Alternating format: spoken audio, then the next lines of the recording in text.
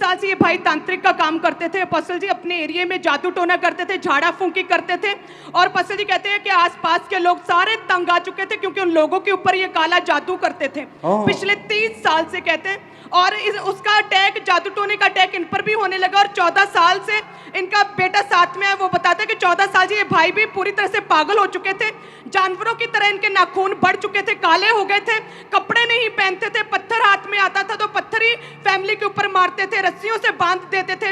दुष्ट आत्मा इनके साथ बातें करता था और लोग देखते थे जैसे कोई फिल्म देखता है। कहते दुष्ट आत्मा ऐसे इस भाई को नंगी आंखों से सारा कुछ दिखाता था कि किस तरह से मैंने तेरे बच्चों को, बेटों को, बहुओं को, तेरी वाइफ को कैसे मैंने मारना है और तुझे तेजाब के साथ मारना है। और अपोस्टल जी कहते हैं कि ऐसे देखकर जैसे दुष्ट आत्मा यकीन दिलाता था, इतना विश्वास हो जाता था इस भाई को कि मेरी फैमिली अब मर ही चुकी है। और ये थाने पास के पुलिस स्टेशन में पहुंच जाता था और वहां पे रिपोर्ट लिखवाता था कि मेरी फैमिली मर चुकी है। और कहते हैं कि वो पुलिस स्टेशन, वहां के ऑफिसर्स गवाह हैं इस गवाही के, और वो इनके घर आते थे और जब चेक करते थे तो सारे ठीक है। और फिर परिवार, आस पड़ोस के लोग पुलिस को बोलते थे कि ये पागल हो चुका है क्योंकि ये जादू टोना करता था, उसका प्रभाव इस भाई के ऊपर पड़ा और ये भी पूरी तरह से पागल हो चुका है अपोस्टल जी।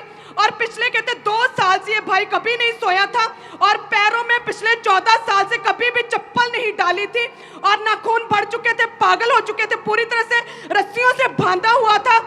अमृतसर क्रूसेड में इनका बेटा इन्हें लेकर आया और हमारे पास वो वीडियो है इस भाई की जब ये आए थे। अच्छा, ओ जीसस।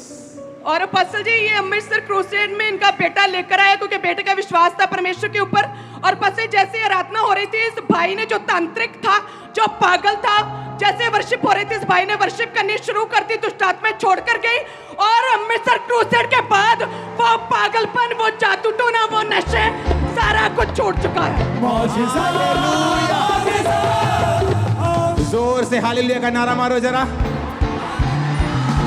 सुनो, क्यों क्रूसेड पे शैतान को आग लगती है, देखा ना अभी? क्यों आग लगती है उनको? आ जाओ।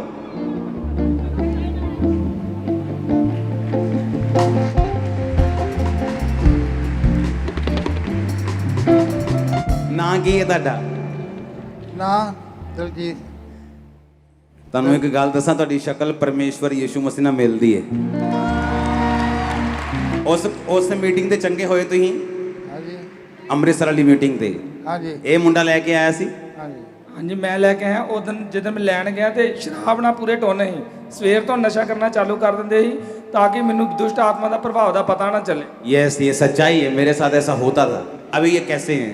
अब अपने कपड़े खुद बदलते हैं, अपने नहाते हैं, धोते हैं, अच्छे रहते हैं। मौजिज़ा मौजिज़ा मौजिज़ा मौजिज़ा मौजिज़ा मौजिज़ा मौजिज़ा मौजिज़ा। सुनो, अब कोई कुछ नहीं कह सकता है, कोई तुम्हें डिलीवर नहीं कर सकता,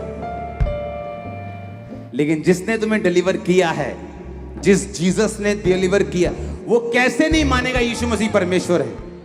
हमारे YouTube चैनल को सब्सक्राइब करें ताकि आप परमेश्वर के गहरे वेदों को जान सकें कि कैसे आप परमेश्वर में बढ़ सकते हैं, कैसे आप दुष्ट आत्माओं से, नशों से, बीमारियों से और वंशों के श्रापों से आज़ाद हो सकते हैं।